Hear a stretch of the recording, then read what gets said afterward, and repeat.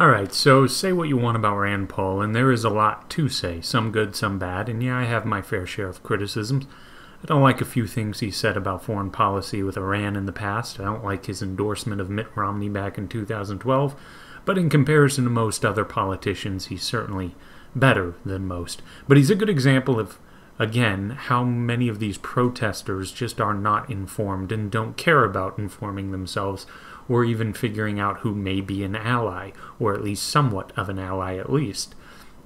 You can't scream at everyone and hope to make progress.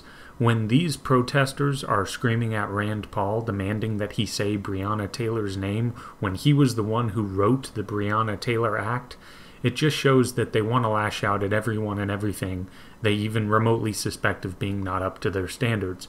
Which, as far as politicians go, Rand Paul should be, you would think, when he's the one writing the act about police accountability and has railed for a long time against the militarization of police, criticized the war on drugs, and criticized police brutality far more than his other Republican friends in Congress.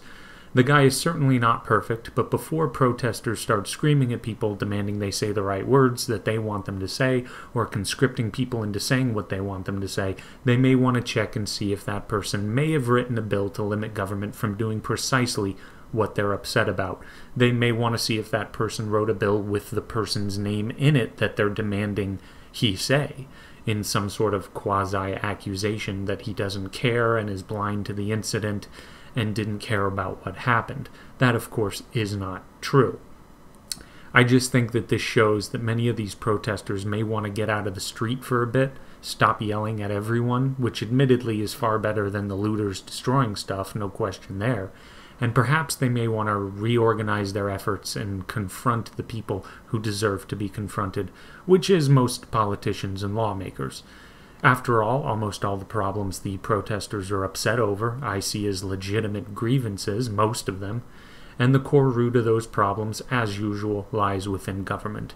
As I said, Rand Paul, he's not perfect, but at least he significantly leans more to the side of recognizing government as the problem, which fixing that, mainly by ripping it out by the roots, is the best way to solve these problems that the protesters are upset over. Legitimately upset, by the way. I don't think that they're crazy for voicing their displeasure over many of these problems. But that is it for now. Like, subscribe, take it easy.